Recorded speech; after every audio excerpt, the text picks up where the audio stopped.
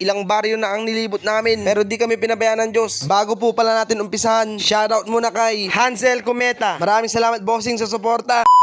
For today's video mga bossing, ay nandito nga pala kami sa Rosario, La Union at kasama namin ang magiting na ahente na si Idol Agent para maglibot upang maghanap ng baboy sa kanilang baluarte. At yun, hulog na langit, dumating na si bossing. Meron siyang inahin na itinuturo, kaya agad namin pinuntahan. Yun nga mga bossing, nandito na nga kami sa Kasawi ang Palad. Nahuli kami ng dating, nabenta na daw sabi ni nanay. Naunahan kami at marami din siya mga patining dito. Kaso nga lang, di niya pa i-dispose dahil ilang sako pang fish ang kanyang ipapakain. Wala pong problema nanay, better luck next time. Kaya lilipat na nga kami ng destinasyon. Ngayon po pala ay nandito kami sa Road 2 at ililipat kami para maghanap papuntang Road 1. Ayun na nga mga bossing, nandito na kami sa pangalawang destinasyon at di ko akalain na sa tuktok pala kami ng bundok at nasa ibaba pala ang kanilang kulungan. Kaya agad-agad namin binaba para tignan yung sinasabi nilang patiner. Ito na nga pala yung kanilang kulungan sa ibaba, may bantay pa. O ayan na nga yung mga patiner nila, Dorox line. Ang estimate namin dito mga bossing, mga nasa line 6-7, pero ang patawad ni madam ay 80,000 pesos sa 5 pirasong patiner lang. Kasi nga iiwan yung isa. Ano sa palagay nyo mga bossing, sa 5 piraso, mga line 6-7, 80,000 pesos. Kinuwenta na namin mga bossing, sagad na pala yun kaya di namin kaya. Kaya lipat ulit ang destinasyon. Sisilipin lang namin yung native na binebenta. Ito yung kulungan ng mga native mga bossing. Hindi lang pala native, may hyper din. Eto na mga bossing, yung mga hyper. Nagpaunang bayad na kami. Bobombahan pa ng konti kasi marami pang feeds. At eto na nga yung mga native ni madam. May inahin, may pang lechon, at may pang dileche. Ayan mga bossing, pag lumaki yan, magsawa kayo sa lechonin. Kaya kung gusto nyo magbenta or bumili, mag-comment lang kayo o mag-message kay Golden Boy. At ang pinaka gusto ko sa lahat, itong buntis na inahin na native na to. Parang motor na lower. Napakaangas. Yun nga, nagpauna na kami sa patiner, kaya babalikan na lang namin sa susunod. Kaya lilipat na kami sa panghuling destinasyon. Yun nga, nandito na nga kami sa Barangay Fernando, Rosario, La Union. Dahil nga anak pa rin kami ng Diyos, biniyayaan pa rin kami ng isang patiner at isang inahin. Eto na nga yung isang patiner at yung inahin ay nandun pala sa itaas ng bundok at nagkasundo na nga sa presyo. Agad nang binayaran ni Papa Kano yung patiner at pupunta na nga namin yung isang inahin doon sa itaas ng bundok. Kita nyo naman mga bossing, nandun pa sa itaas. Digmaan ang pagbaba ng baboy dito. Nandito na nga kami sa kanilang kulungan ng baboy. Binibili din namin yung patiner nila, kaso di bibenta kasi gagawin nilang inahin. Eto nga pala yung inahin, Black Hyper. Estimate 150 up, 150 down. At nagkasundo na nga agad sa presyo. Agad na nga ulit binayaran ni Papa Kano. At binayaran na rin yung mga tao para ibaba yung mga baboy. Pababa na nga kami para mag-abang sa ibaba. At tamang-tambay muna kami ni Papa Kano dito sa gilid ng bangin. Napakataas at nakakalula. Nakakatakot. Ayun na nga, binaba na pala yung baboy. Yung inahin, pinatras na nga nila mga bossing. Ganyan pala ang mga diskarte ng mga taga La Union.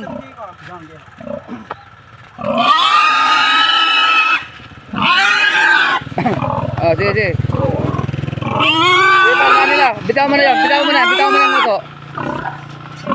Sige, sige, sige. Dito nakakarga kami. Ayun na, nakakarga na yung isang inahin, oh. Sige, sige, sige. Ayun si Golden Boy, oh.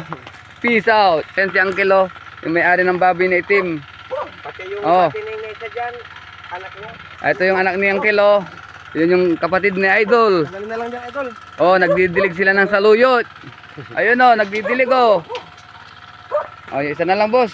Tapos na nga naikarga yung isang inahin at yung patiner na lang. Tara, babain natin at tignan kung anong diskarte ng mga taga La Union. Ayan na nga, hinanda na yung tali, kawayan. Dahil sigurado bubuhatin nila yung baboy. Okay. Tulak. Sige, dugla. Oh, kapot. Tapos na nga namin naikarga yung baboy. Tapos na rin ang maayos na transaksyon. Maraming salamat sa seller ng inahin at maraming salamat din sa seller ng patiner. Hanggang dito na lang mga bossing. Sa ang dako man ng Pilipinas, nag-iisang Golden Boy. Peace out.